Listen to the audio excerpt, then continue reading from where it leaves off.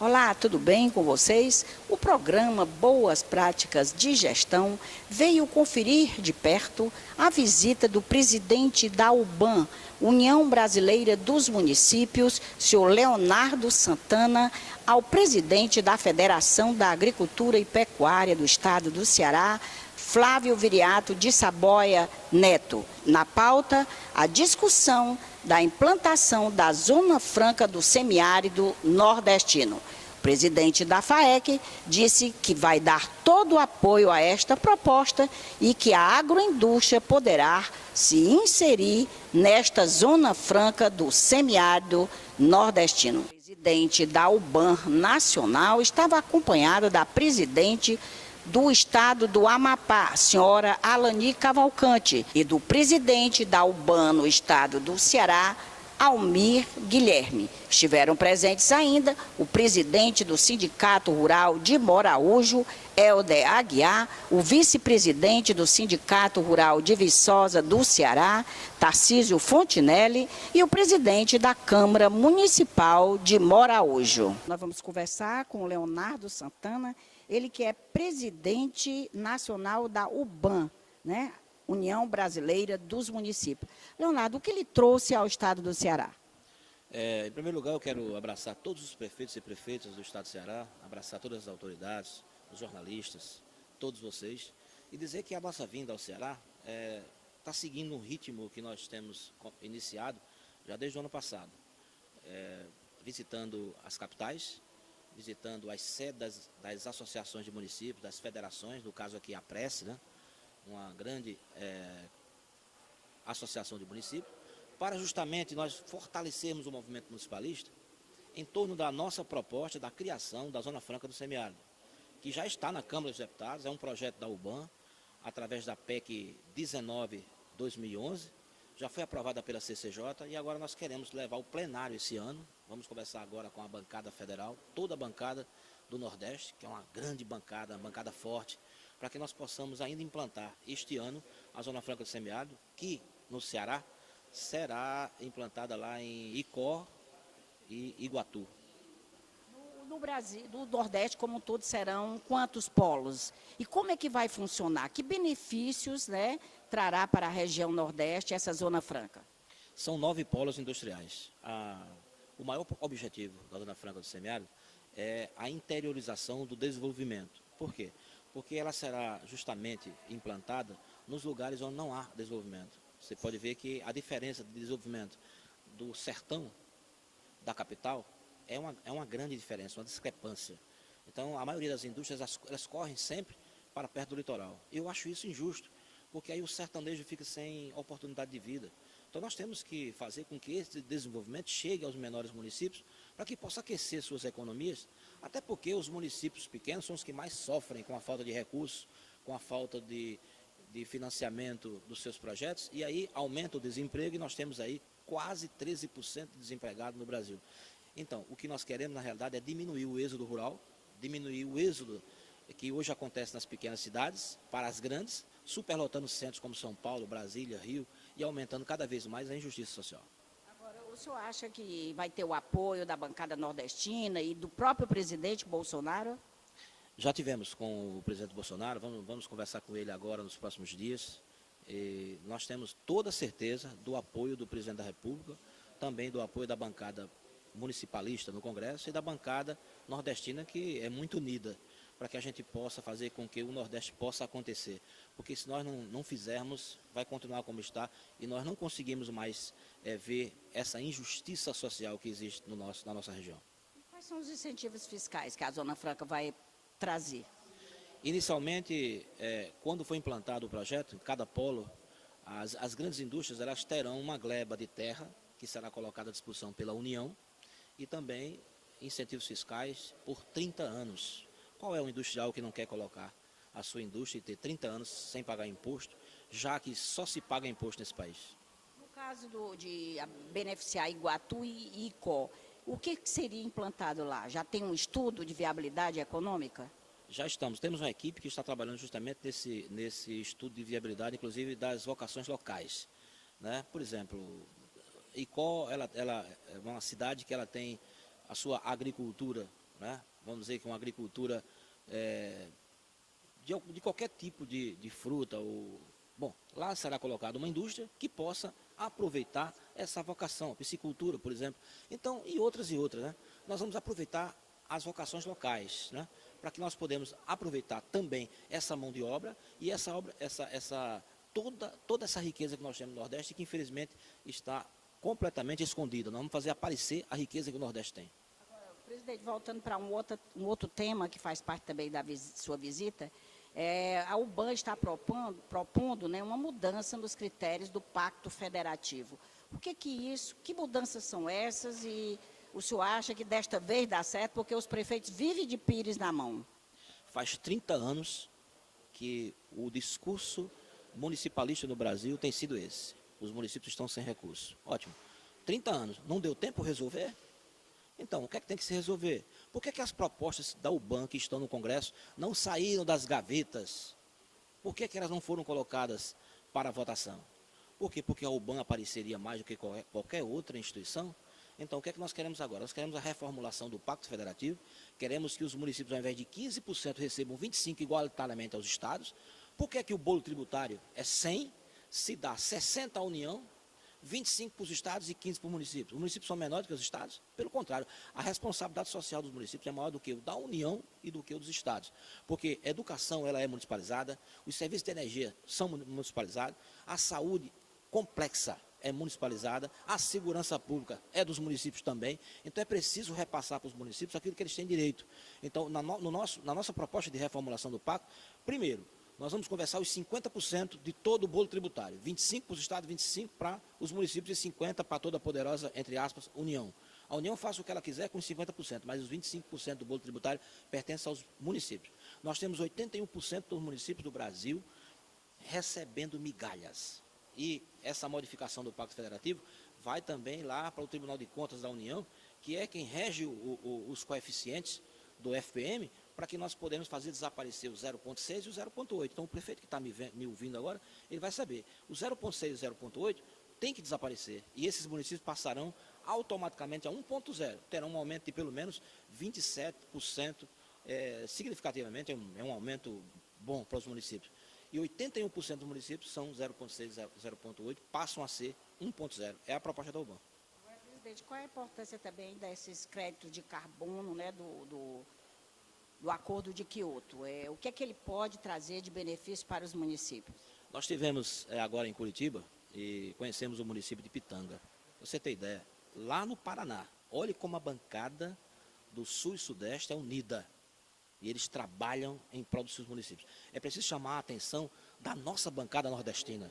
Nós temos que trabalhar. Então, o que acontece? Pitanga, um município de 30 mil habitantes, recebe 2 milhões por mês de crédito de carbono.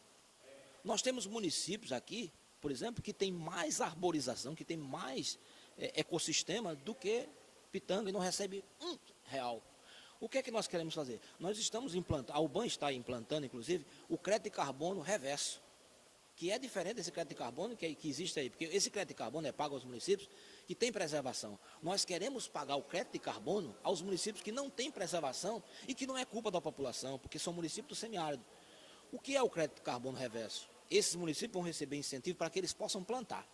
Ou seja, os prefeitos terão a obrigação de, com esses recursos, plantarem árvores, através de um estudo que nós já vamos começar a fazer, e esses municípios passarão a ser sustentáveis em relação ao ecossistema.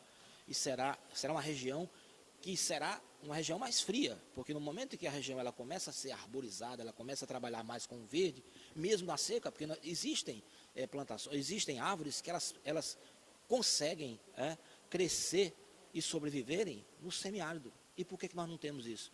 Então, o crédito de carbono reverso será para esses municípios que não têm esse ecossistema. E nós vamos criar esse ecossistema com esses recursos. E o crédito de carbono que já existe hoje, nós vamos fazer um planejamento dos municípios do Ceará, da Paraíba, do Rio Grande do Norte, do Maranhão, de todos os estados nordestinos, para saber os municípios que podem receber o crédito de carbono, que é uma compensação climática, né? Porque esses municípios eles beneficiam todo o planeta por causa da preservação do ecossistema.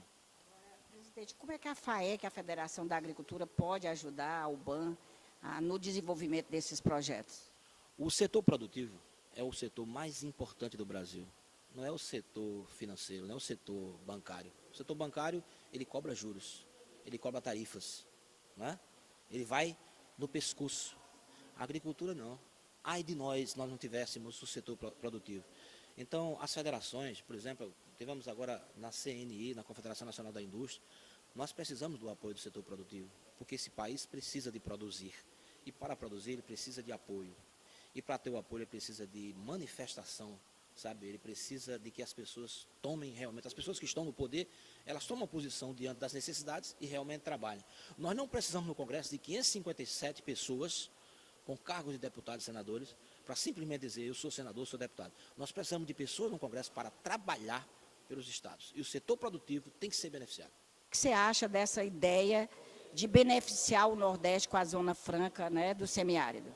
Então, a UBAN no estado do Amapá, ela chegou porque não tinha, né, em 2017, de 2018, e de lá para cá ela evoluiu muito. Então, um dos pontos principais que a gente tem trabalhado muito dentro da gestão pública é justamente a união, né? E a UBAN, por ser apartidária, isso fortalece ainda mais, né? Unindo esforços em prol dos municípios. A visão é de transformar em cidades inteligentes. A minha presença aqui no estado do Ceará é justamente para que a gente possa fortalecer e trazer esse modelo para cá, né? E dizendo aquilo que já está dando certo lá, também pode dar certo aqui. E essa ideia da questão da Zona Franca do Semiárido é muito importante para beneficiar, para gerar mais empregos, para fortalecer os municípios com recursos, para dar a oportunidade que o Estado ainda não teve, né? Então, a visão do presidente é cada vez mais lutar pelos nossos municípios. Qual é a visão dos prefeitos lá da região? Nossa, com relação a isso, eles são super favoráveis, né, à proposta da UBAN, justamente por conta para beneficiar os municípios, porque inclusive, através do censo do IBGE, municípios que tinham a percentual de 0,8, né, a pontuação, baixou inclusive para 0,6, inadmissível. Então, esse fica a mercê e fica ainda mais prejudicado. Então, a UBAN tem lutado para que esse percentual deixe, né, de existir para passar para cada município ter 1,0. Então, isso irá beneficiá-los com toda certeza. E só quem ganha é a população, com sociedade. Almir, qual a importância da visita do presidente da UBAN e da presidente também da UBAN do Amapá aqui ao Ceará? Você acha que a partir daí muitas coisas virão de positivas para o Ceará? Ah, com certeza, porque da maneira que o nosso presidente está chegando, já passou no Rio de Janeiro, São Paulo, Curitiba e agora ingressando aqui no nosso Ceará para que possa tratar sobre, principalmente, a gente bate muito, que é a Zona Franca do Senado, que já passou pela CCJ, tramitando no Senado, e logo, eu tenho certeza que essa PEC 19.11, ela vai estar realizando sucesso para milhares de pessoas no nosso Nordeste. Não só pessoas pelo trabalho, sim pelas empresas, empresários, que vão trazer as suas fábricas e montar dentro do nosso estado. Dois municípios serão beneficiados inicialmente aqui no Ceará, que é Iguatu e Icó, né? Qual é a visão desse desenvolvimento, que esse desenvolvimento poderá trazer? Esse desenvolvimento vai ser muito importante para o nosso estado do Ceará, que é o desenvolvimento porque os empresários vão ter 30 anos de isenção. Com 30 anos de isenção fica muito fácil para ter um empresário que coloque a sua fábrica dentro do nosso estado e passe a produzir, gerar emprego para o nosso município. O presidente para uma visita ao presidente da FAEC, você acha que o setor produtivo pode ajudar também a UBAN? Com certeza, no momento que nós fazemos, estamos em laço de parceria, tudo acontece, tudo fica mais fácil e todos, com certeza, trabalhando junto, tudo tem que acontecer melhor para o Estado. O deputado federal Raimundo Gomes de Matos foi quem, na época, acompanhou todos os trâmites legais para a aprovação da PEC, que determina a criação da Zona Franca do Semiárido Nordestino. Vamos ouvi-lo. A importância de nós termos essa reunião aqui na Federação da Agricultura do Estado do Ceará para que nós possamos otimizar, acelerar uma proposta de emenda constitucional para criar a Zona Franca do Semiárido Nordestino. É de suma importância porque o Nordeste tem toda uma cadeia produtiva do agronegócio, tem toda uma cadeia produtiva de gerar em renda e emprego para a população, e nós presidimos uma comissão da Câmara Federal que elaborou, analisou essa proposta da Zona Franca. A Zona Franca é uma área geográfica em que as indústrias, a pecuária, toda a cadeia produtiva pode se instalar, diminuindo seus custos fiscais.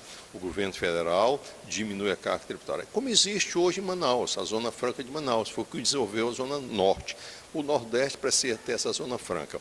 A proposta apresentada aqui pela União dos Municípios, com o presidente Flávio Saboia, é nessa visão de dar celeridade, buscar mais parceiros para que essa proposta, nessa próxima legislatura, seja votada. Essa emenda constitucional no Ceará contempla cerca de 31 municípios, na Paraíba, a sede seria em Cajazeiras, Paraíba contempla também mais alguns municípios, e nos demais estados, cada estado vai ter um município que será estabelecido como Zona Franca, onde as empresas podem se instalar, produzir seu produto com menos impostos, para o consumo nacional e para a exportação. Isso sim é que é fazer o desenvolvimento do Nordeste brasileiro. E nesse momento em que a Federação da Agricultura, a CNA, está apresentando propostas ao governo Bolsonaro, é de suma importância concretizar essa Zona Franca do semiárido nordestino, que é para que nós possamos garantir a estabilidade e a inclusão social do nosso povo.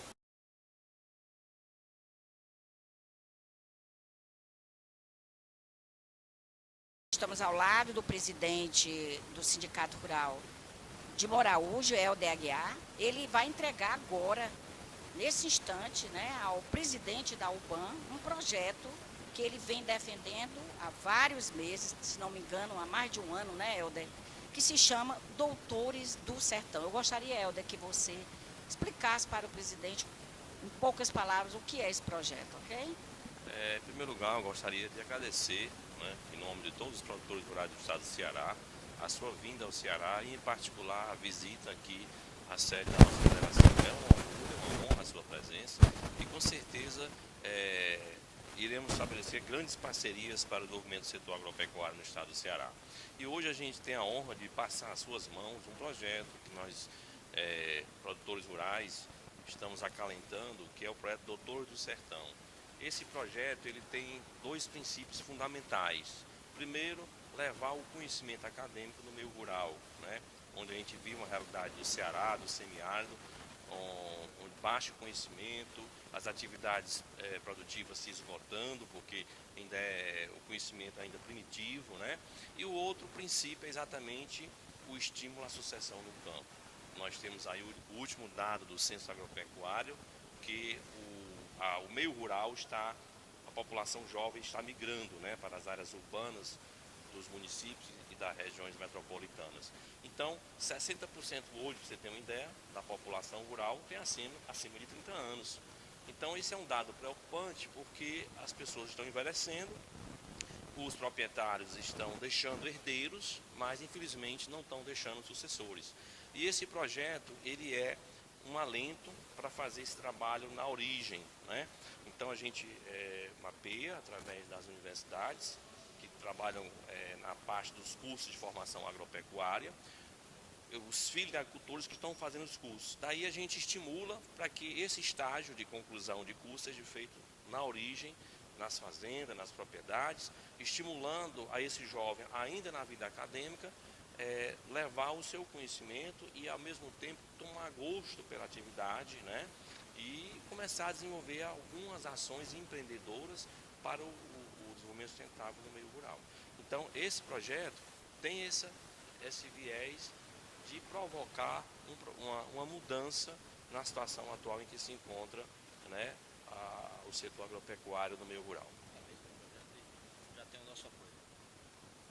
O projeto se chama Doutores do Sertão e tem uma parceria com o Instituto Federal de Educação. Como eles poderiam se inserir nessa zona franca do semiárido? Com toda certeza nós vamos convocar, no bom sentido, convidar todas as organizações governamentais e não governamentais, principalmente o IEF, as federações, Federação do Comércio, a Federação da Indústria, as confederações, para que a gente possa fortalecer esse projeto da Zona Franca do Semiárido, porque é um projeto que vai trabalhar exclusivamente contra a exclusão social e contra o êxodo que você mesmo estava falando aqui agora. É um dos pontos que nós vamos mais trabalhar contra ele, é o êxodo rural. A pessoa deixa a sua cidade, o seu pequeno município, por falta de oportunidade de vida e vai superlotar os grandes centros. E aí nós temos a resposta disso, que é a injustiça social, é a criminalidade e tantas outras coisas que infelizmente se tornam uma chaga para o Brasil.